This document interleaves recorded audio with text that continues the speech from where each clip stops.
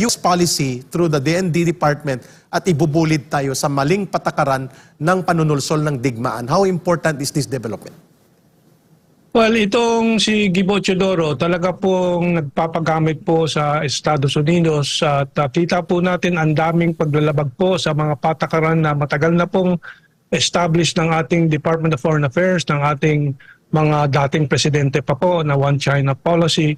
Yung kanyang mga pagsasalita po tungkol sa Taiwan at yung pakikialam sa Taiwan, na walang lugar po para sa isang Defense Secretary ng Pilipinas na dapat po ay sumusunod sa parameters na set by our foreign policy, traditional foreign policy. Ano? Tama.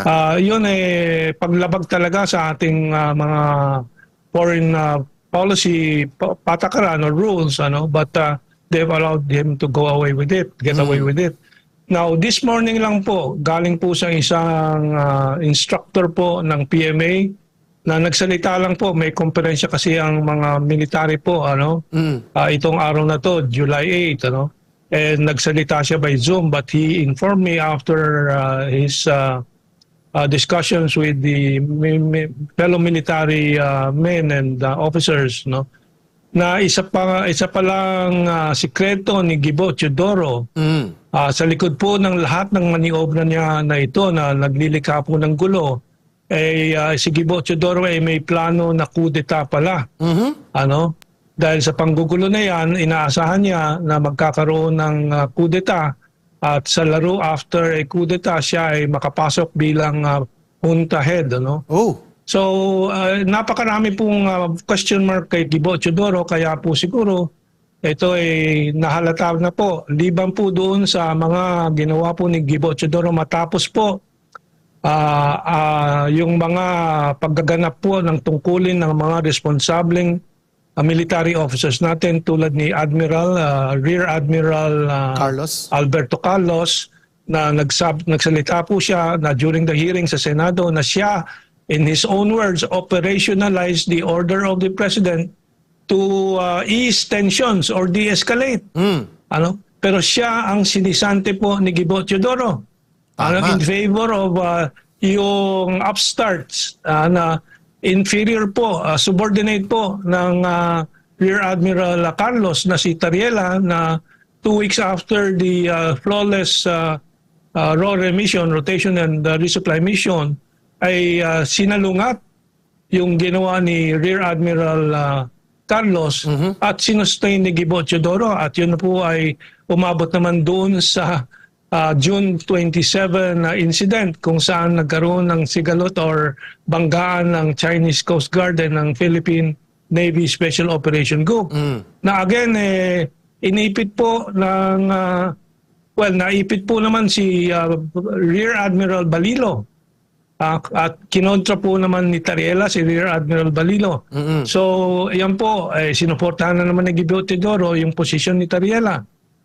So why is Gibo Teodoro doing this? Ano? And this is what has created dissension in the military that has led to this latest circulation of this position paper na panawagan po ng active military officers na palitan na yan si Gibo Teodoro dahil po ito ay nemesis and a menace to the armed forces of the Philippines. Okay, Kamintong, napakaganda ng tinura ninyo.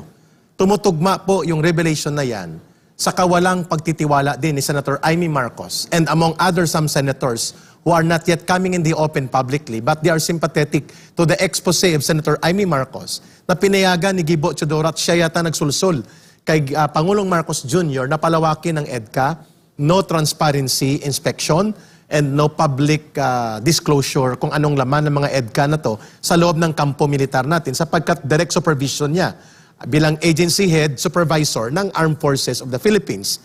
Tama po ba ang kuha ko sa inyo that Gibo Teodoro has now become more of a conduit instrument of American interest to propose and promote yung war policy inside the Marcos government. Therefore, marami sa mga professional military officers ang hindi nagugustuhan ito sapagkat ibubulid niya sa kamatayan at pagkalugmok ang buong bansa by converting our country similar to a big military base of America without passing through the law, or approval of the people. Tama po bang kuha ko sa punto de vista ng mga military officers na nakakausap ninyo?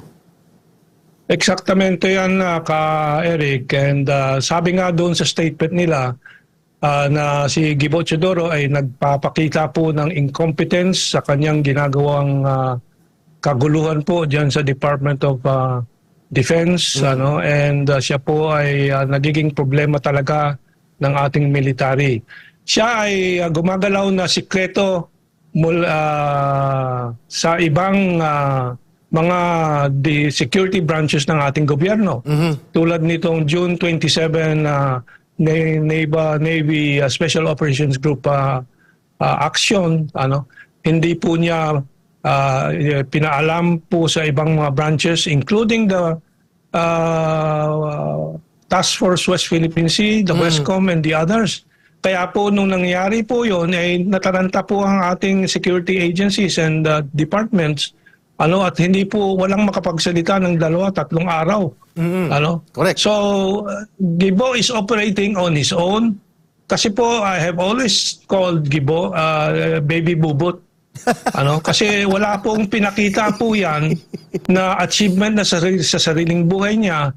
Lahat po ng meron siya, pati yung posisyon niya, pangalan niya, ay minana po yan. Walang dinanas po yan na mga paggasubok, mga paghamon, walang dinaan po yan na pagkaunting paghihirap. Laki sa layo yan po. Akala niya laruan lang po yung posisyon ng Department of Secretary of Defense. Tama. Na gustong-gusto na naman ng Amerikano kasi bobo talaga. Nakita na po natin kapalpakan niya dito sa kanyang pagiging Department of Defense Secretary. Tama. Very good point ang niraise po ninyo.